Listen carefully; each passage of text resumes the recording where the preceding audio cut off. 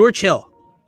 Now, I would say this is more of a reasonable ask when it comes to the two. He's also 34 years old, averaging just under 12 per game, 50% from the field, 38.6 from beyond the arc. He's only played in 14 games this year. Snap, you were a little excited about this one, so I'll let you start here. Where's your level of interest for George Hill? I'd put it at a 9, man. Not only is he only making $9.5 million this year, he's a very, very solid veteran who's been on a lot of good playoff teams. He kind of is like a poor version of Kyle Lowry. Like maybe not the same amount of playmaking that Kyle Lowry gives you, but like you see the stats. Like he's still shooting the ball well. He's clearly taking smart shots with a 50% field goal percentage. 11.8 points per game is great. And, you can't ask much more of a veteran backup point guard than George Hill. Like he's kind of like the perfect fit if you're not willing to spend $30 million. And that also gives you more room to possibly make another trade. I feel like the thing with the Kyle Lowry trade that a lot of people are like kind of scared about is they are thinking about the bench depth. And when it comes to the bench depth, it's like, how are you going to add any more pieces to this team during this season when you have another $30 million contract on the roster? It's a hard thing to do. So with George Hill, if you do make the trade for George Hill, you're probably not giving up as much value for him. And it gives you more flexibility to make moves at the deadline or possibly another trade moving forward. So I do like George Hill. And I think he's under contract into next year. He might be. Abe loves George Hill. He's cheap, and you can probably swing him for a second. Again, your excitement level, your level. I wouldn't say a second, definitely a first. Your level for George Hill here. Not very high. Depending on what you can give him up. Like if Abe just said you swing a second-round pick for him, sure, but I'm not high on George Hill. I don't see the reason of taking the ball out of Shake's hands on the second unit for a George Hill.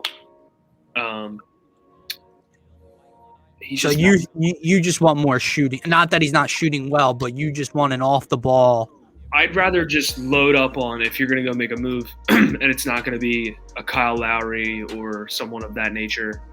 I'd rather get guys that are bigger and can defend wings and bodies you can throw at Kevin Durant, Giannis, James Harden, Chris Middleton. I don't see the need. I shouldn't say I don't see the need because there is a need there. I just think a backup guard is like our third need right now. Okay. In my opinion. That doesn't mean I don't want a backup guard. Like if we acquired George Hill, I wouldn't be like, oh, we're going to lose now. But I'd say it's a 5? Yeah. 5. George. I'll say this. I'm not in love with George Hill, but if you can get George Hill for cheap, like a cheap trade, which would possibly be what would happen, I don't think you have to give up a lot for him. And he's a guy that is not making much. It's a guy that's possibly under contract next year. And it's a guy that shot 46% from 3 last year. Like, he hasn't played a lot this year, but he's a veteran. He shot well from 3 last year. He shoots good from the field. If you can add that to your bench for giving up like a bucket of basketballs, then yeah, I'll take that any day of the week. And he's veterans presence. I mean, going into the playoffs, that's going to be great to have. It's always great to have veterans in the locker room. But I would say like 6.5. I mean, I'm not in love with George Hill, but I would not mind at all acquiring a guy that last year did very well, just has been hurt this year. Yeah, I'm around that 7 range, maybe a little under.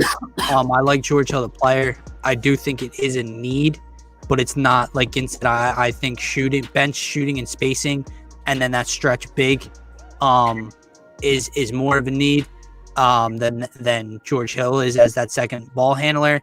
However, we know Shake's numbers in the catch and shoot from beyond the arc are pretty damn high. So if you let George Hill run the unit, then Shake becomes that shooter off the ball. I don't know. But it's a 6 or 7 for me. His injury, I don't know how bad it is. Isn't it like a toe or something that I'm pretty sure I saw, a foot injury or something like that? I don't know how he's only played in 14 games, so that's a little worrisome. That probably drives down his cost. He suffered a finger injury. Finger. Oh, finger. I knew it was something like that. On the thumb of his shooting hand. Okay. And yeah, and I see a lot of comments here when it comes to George Hill speaking on his veteran experience, playoff experience. So that is definitely not a bad thing to have. How is he on the defensive end? Does anyone know? He's terrible. Okay. He's not defensive. Okay. No, I shouldn't even say that because I don't think I know actually George Hill's. I just imagine me scoring on George Hill. So From what I've seen, maybe not in recent years, but definitely in the past, he was always a solid defender. Clearly, it's probably declined since he's 34. But I never remember him being a bad defender. I just don't get the comment of I don't. You guys didn't make it. I'm just saying I heard it. Is he's made big time shots. No, that's not true. He missed 2 free throws on that Cavs team in the final. Like he doesn't make big shots. He feels the backup. But like again, if you can swing him for, Abe's right though. Second round pick at this point with how good we are is worth nothing. Right. Yeah, it's very high value. When we were And if you're spending a first, I don't know if I'm throwing a first on George Hill, exactly. No. especially if it's a 1-year rental. If The he comes thing back is- next year, I'd think about it. But The then he's thing 35. is, though, that you guys got to remember, if anything from the offseason is carrying into the trade deadline, usually it doesn't, especially with trades. Usually the trade market, like, it becomes easier to make trades because everyone's pushing for trades. But in the offseason, the market for trades the value was so high after the Drew Holiday trade.